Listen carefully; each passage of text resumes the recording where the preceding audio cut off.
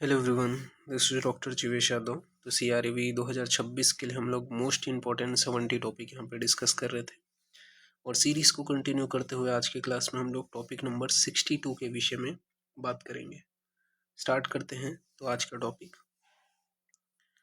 Topic है आपका रक्त विस्त्रावण। ये बहुत इंपॉर्टेंट टॉपिक है, इससे भी आपके फिक्स रहते हैं क्वेश्चन।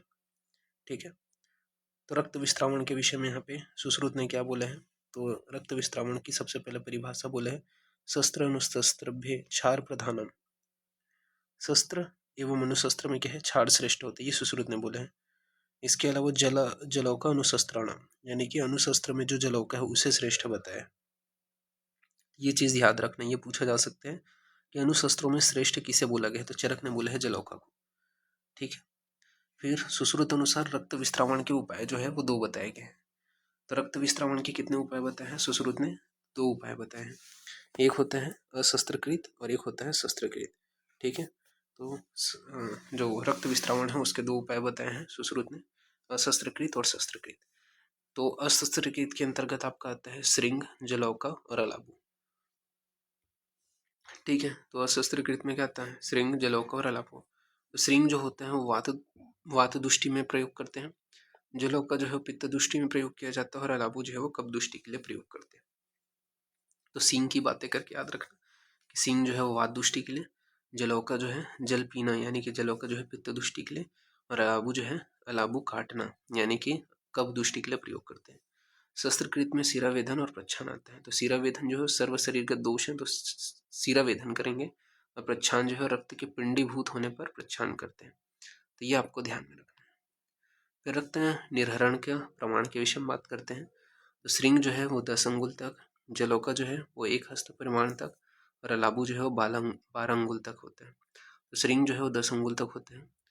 इसमें आपका आकार जो है वो अष्टांग संग्रह ने बोला है कि ह्रस्व, मध्य तथा दीर्घ में क्रमशः 8, 10 या 12 अंगुल तक करते हैं। तो ह्रस्व, मध्य व दीर्घ में क्रमशः 8, 10 व 12 अंगुल तक करते हैं।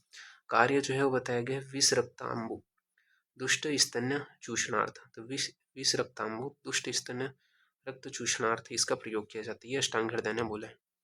फिर बात करते हैं जलौका। तो जलौका के 1 हस्त प्रमाण तक बताया गया है।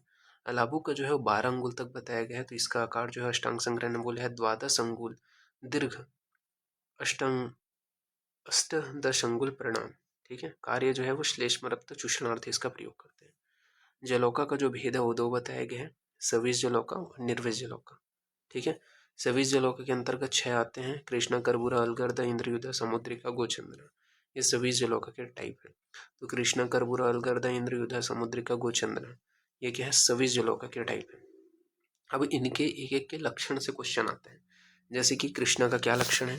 तो कृष्णा का जो लक्षण है वो यहाँ पे आपका बताया गया है कि अंजन चूर्ण वर्णा पृथुशिरा, ये कृष्णा का लक्षण है। यानी कि बड़े सिर वाला होता है और कृष्ण अंजन चूर्ण समान होता है। तो कृष्ण अंजन चूर्ण समान होता है, वो बड़े सिर वाला होता है। तो अंजन चूर्ण वर्णा पृथुशिरा, ये कृष्णा का लक्षण है। फिर है कर्बूरा। तो कर्बूरा के लिए बोला है वर्मी मतस्य वदायता छिन्न उन्नत कुक्षी। तो वर्मी मतस्य वदायता छिन्न उन्नत कुक्षी, ये कर्बूरा का लक्षण, यानी कि वर्मी मछली के समान छिन्न उन्नत कुक्षी वाला होता है, ये कर्बूरा का लक्षण है। फिर है अलगर्दा। तो अलगर्दा का लक्षण है रोमसा महापार्श्व कृष्णमुखी। तो रोमसा महापार्श्व कृष्णमुखी, ये अलगर्दा का लक्षण है। तो जिसमें क्या है, रोम युक्त, काला मुख तथा महापार्श्व होता है। तो रोम युक्त, काला मुख व महापार्श्व होता है, ये अलगर्दा का लक्षण है। फिर है समुद्रिका। तो समुद्रिका का क्या लक्षण है। तो समुद्रिका का लक्षण है ईषद शीत पीत का विचित्र पुष्पाकृति चित्र। ठीक है, तो ईषद शीत पीत वर्ण का विचित्र पुष्पाकृति का होता है, ये समुद्रिका का लक्षण है। फिर इंद्रयुधा का बताया गया है कि इंद्रयुधा जो होते हैं वो क्या है, इंद्रधनुष के रंगों की तरह चित्र विचित्र रेखाओं से युक्त होता है। तो ये इंद्रयुधा का लक्षण है। तो इंद्रधनुष की तरह चित्र विचित्र रेखाओं से युक्त होता है, ये इंद्रयुधा का लक्षण है। फिर है गोचंदना। तो गोचंदना में बताया गया है कि सूक्ष्म मुख निचला भाग बैल के अंडकोश के समान 2 भागों में विभक्त होता है। तो सूक्ष्म मुख निचला भाग बैल के अंडकोश के समान 2 भागों में विभक्त होता है, तो ये गोचंदना का लक्षण है। फिर है निर्विष जलोका। तो निर्विष जलोका के अंतर्गत 6 आते हैं। कौन से हैं, कपिला, पिंगला, शंकुमुखी, मुशिका, पुंडरीक और सावरिका, ये निर्विष जलोका है। तो कपिला, पिंगला, शंकुमुखी, मुशिका, पुंडरीक और सावरिका, ये निर्विष जलोका है। पहला है आपका कपिला। तो कपिला का क्या लक्षण है, मनःशीला रंजित पार्श्वाभ्याम पृष्ठे स्निग्ध मुग्ध वर्ण। तो कैसा होता है कपिला? मनःशीला रंजित होता है, पार्श्वाभ्याम पृष्ठे स्निग्ध मुग्ध वर्ण, ये कपिला का लक्षण है। फिर पिंगला का क्या है? तो पिंगला जो होता है वो किंचित रक्त, गोल शरीर वाला, पिंगल वर्ण का तथा शीघ्र चलने वाला पिंगला कहलाता है।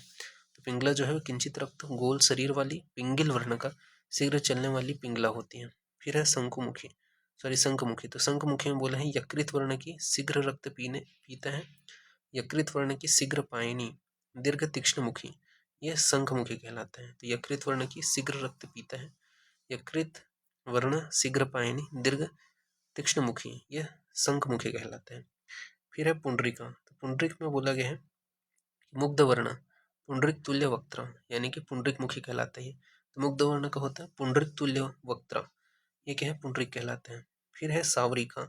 सावरिका में बोला गया है कि पद्म पत्र वर्ण का स्निग्ध व 18 अंगुल प्रमाण का होता है। तो पद्म पत्र वर्ण का स्निग्ध व 18 अंगुल प्रमाण का होता है, ये सावरिका है। फिर है मूषिका। मूषिका में बोला है मूषिका आकृति वर्ण अनिष्ट गंध च मूषिका। तो मूषिका आकृति वर्ण अनिष्ट गंध च मूषिका, तो ये आपको ध्यान में रखना है। फिर रक्त के दुष्टि के लक्षण के विषय में बात कर लेते हैं। तो रक्त दुष्टि का क्या लक्षण है? तो वातज में आपका क्या होता है? फेनील होता है, अरुणाभ होता है, कृष्ण होता है, रुक्ष होता है, तनु और शीघ्र स्कंदी होता है। ठीक है, तो ये वातज रक्त दुष्टि का लक्षण है। तो फेनील, अरुणाभ, कृष्ण, रुक्ष, तनु और शीघ्र स्कंदी होगा, तो ये वातज रक्त दुष्टि का लक्षण है। पित्तज रक्त दुष्टि का लक्षण क्या है? तो नील पित्त हरित कृष्ण विस्त्र अस्कंदी होता है, उष्णता के कारण देर से जमने वाला होता है, तो ये पित्तज रक्त दुष्टि का लक्षण है। तो नील पीत हरित कृष्ण विस्त्र स्कंदी, उष्णता के कारण देर से जमने वाला, ये पित्तज रक्त दुष्टि का लक्षण है। फिर कफज रक्त दुष्टि का लक्षण क्या है? गौरिकोदक्षम, पिच्छिल और चिरस्त्रावी। तो कफज रक्त दुष्टि का लक्षण है गौरिकोदक्षम, पिच्छिल व चिरस्त्रावी, ये कफज रक्त दुष्टि का लक्षण है। फिर है सन्निपातज। तो सन्निपातज रक्त दुष्टि का लक्षण है संसर्गात त्रिलिंग सन्निपातिकम, कांजी के समान आभा वाला होता है, ये सन्निपातिज रक्त दुष्टि का लक्षण है। तो सन्निपातिज रक्त दुष्टि का लक्षण है संसर्गात त्रिलिंग सन्निपातिकम, कांजी सम आभा वाला, यह सन्निपातिक रक्त दुष्टि का लक्षण है। फिर गर्भ अवयव निर्माण। तो गर्भ का अवयव निर्माण यहाँ पे देख लेते हैं, कौन सा अवयव का सुश्रुत ने शरीर स्थान के अनुसार। तो यकृत और प्लीहा से यकृत और प्लीहा की उत्पत्ति किससे हुई है? शोणित से हुई है। तो ये चीज याद रखना कि यकृत और प्लीहा किससे उत्पन्न हुए? शोणित से उत्पन्न हुए। फुसफुस शोणित के फेन से उत्पन्न हुए, तो फुसफुस जो है वो शोणित के फेन से उत्पन्न हुए। उंडुक जो है वो शोणित के किट्टे से उत्पन्न हुए, तो उंडुक जो है वो शोणित के किट्टे से उत्पन्न हुए। वस्ती, आत्र और गुदा जो है वो त्रिदोष तथा रक्त से उत्पन्न हुए, तो वस्ती, आत्र और गुदा जो है त्रिदोष तथा रक्त से हुए। वृक्क की जो उत्पत्ति है मेदसार व रक्त से हुआ है, तो वृक्क की उत्पत्ति मेदसार व रक्त से हुए। जीवा की जो उत्पत्ति है वो पच्यमान कफ मांससार व रक्त से हुआ है, तो जीवा की जो उत्पत्ति है पंचमान कफ मांससार रक्त से हुआ है। हृदय की जो उत्पत्ति है रक्त तथा कफ प्रसाद से हुआ है, तो हृदय की उत्पत्ति रक्त व कफ के प्रसाद से हुआ है। वृषण की जो उत्पत्ति है मेदसार कफ मांस व रक्त से हुआ है, तो वृषण की उत्पत्ति मेदसार कफ मांस व रक्त से हुआ है। सिरा की जो उत्पत्ति है मेद स्नेह पित्त उष्मा वायु के मृदुपाक से हुए हैं, तो सिरा की जो उत्पत्ति है मेद स्नेह पित्त उष्मा वायु के मृदुपाक से हुए। स्नायु की जो उत्पत्ति है मेद स्नेह पित्त उष्मा वायु के खरपाक से हुए, तो स्नायु की जो उत्पत्ति है वो मेद स्नेह पित्त उष्मा वायु के खरपाक से हुई है।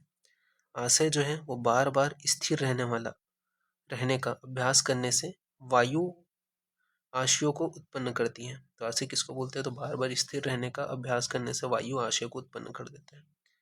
फिर कुछ इंपॉर्टेंट पॉइंट देख लेते हैं, जैसे कि गंडूपदमुखी जो है इसको किससे, ये दो होते हैं, इनकी संख्या इस मॉडर्न से किससे को रिलेट करते हैं? तो blood probe for probing in fistula, तो blood probe for probing fistula इसके लिए गंडूपदमुखी का प्रयोग करते हैं। ऐषण कर्म के लिए, ठीक है, नाड़ी व्रण को ढूंढने के लिए इसका प्रयोग किया जाता है। फिर है सर्पफणमुखी। तो सर्पफणमुखी की संख्या भी दो है।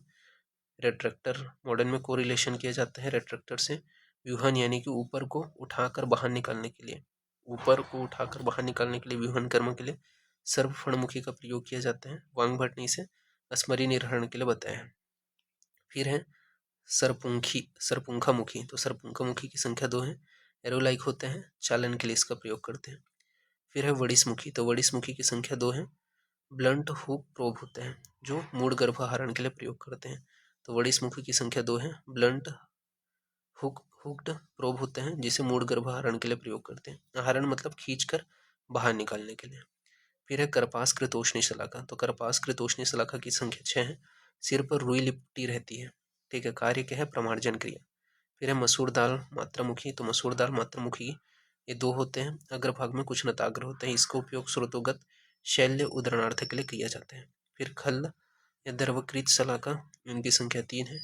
कलछी के मुख के समान नीचे को मुख किए, कार्य क्षार औषध प्राणिधान के लिए। तो कलछी के मुख के समान नीचे की ओर मुख किए होते हैं, कार्य क्षार औषध प्राणिधानार्थ।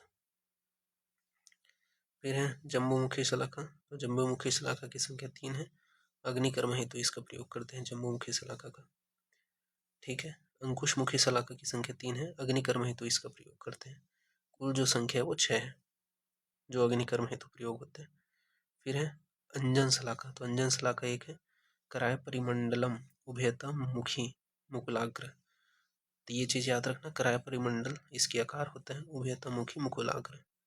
फिर नासा अर्बुद हरणार्थ जो शलाका है वो क्या है? एक है। कुल अस्थि दल मात्र मुख। फिर मूत्र मार्ग विशोधनी जो शलाका है वो एक है। इसमें बताया है मालती पुष्प विंत्राग्र प्रमाण परिमंडल मिति, यानी कि मालती के पुष्प के वृंद के अग्रभाग के समान मोटी शलाका होती है। ये क्या है? मूत्र मार्ग विशोधनी शलाका है। तो इस प्रकार से ये जो पॉइंट है यहाँ पे आपका कवर करना है। ये जो है टॉपिक आपका फिनिश होता है। तो अभी के लिए इतना ही। ठीक है, थैंक यू।